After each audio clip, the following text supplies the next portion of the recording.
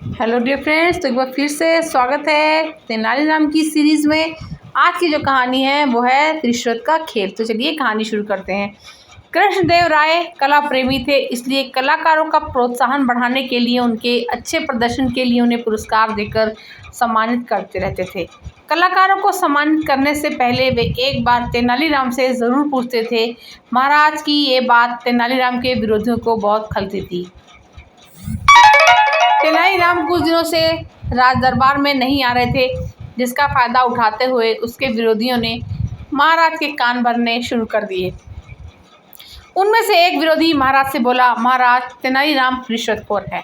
दूसरा बोला, महाराज वह जिसको जितना बड़ा पुरस्कार दिलवाता है उससे उतनी ही बड़ी रिश्वत लेता है। अब रोज दरबार में महाराज को ये सी सब सुनने को मिलता, जिससे महाराज को भी तेनालीराम पर शक होने लगा। जब कुछ दिनों बाद तेनालीराम ने राज दरबार में आना शुरू कर दिया तो महाराज ने उससे कुछ कहा तो नहीं, लेकिन अब उससे कुछ भी पूछना उन्होंने बंद कर दिया। अब तेनालीराम को भी लगने लगा कि उसके पीछे ज़रूर कुछ बात हुई है, जिसकी वजह से महाराज ने मुझे पूछना बिल्कुल बंद कर दिया है। एक बार दरबार में बहुत सारे कलाकार आए हुए थे। उनमें से तेनालीराम ने एक को छोड़कर सबको पुरस्कार देने को कहा, लेकिन महाराज ने उसका बिल्कुल उल्टा किया। उन्होंने सारे कलाकारों को खाली हाथ ही भेज दिया और उस एक को ढेरों इनाम देकर विदा किया। महाराज का ये रवैया देखकर तेनालीराम अपने आप को अपमानित महसूस कर रहा था। वही तेनालीराम के विरोधी ये सब देखकर बहुत खुश थे। एक बार दरबार में एक गायक आया। उसने अपनी कला का प्रदर्शन करने के लिए महाराज की आज्ञा मांगी।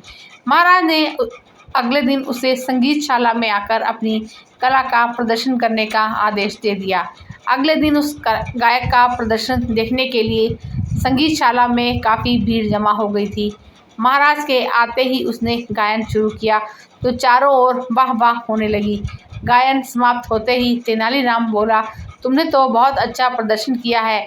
मैंने तो तुम्हारे जैसा कलाकार आज तक नहीं देखा। तुम्हारे प्रदर्शन के लिए तुम्हें कम से कम 15,000 मुद्राएं तो मिलनी ही चाहिए।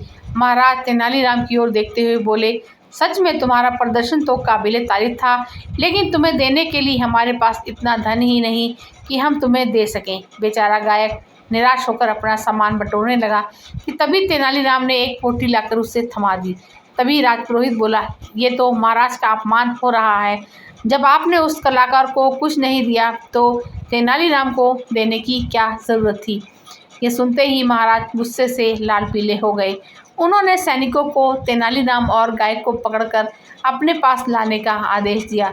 सैनिक गायक और तेनालीराम को पकड़कर महाराज के पास ले आए। महाराज ने एक सेवक से उस पोटली को छीनकर उसे खोलने का आदेश दिया। जैसे ही सेवक ने पोटली खोली तो उसमें मिट्टी का खाली बर्तन था, जिसे देखकर वहां उपस्थित लोग सभी अचंभित थे। महाराज ने तेनालीराम से पूछा, तुमने ये खाली बर्तन क्यों दिया? तेनालीराम बोला, महाराज ये गायक बहुत दूर से आपके पास आया था। मैंने सोचा पुरस्कार ना सही, कम से कम इस खाली बर्तन में वाहवाही भरकर ले जाएगा, इसलिए मैंने ये खाली बर्तन इसे दे दिया। तेनालीराम का जवाब सुनते ही महाराज का गुस्सा फूर हो गया और उन्होंने उस गायक को 15,000 स्वर्ण मुद्राएं इनाम के रूप में दे दी। इस प्रकार तेनालीराम ने अपने बुद्धि बल से अपने विरोधियों की चाल पर पानी फेर दिया। तो ये थी हमारी आज की कहानी। कहानी कैसी लगी कमेंट में बताइएगा। Thanks for listening.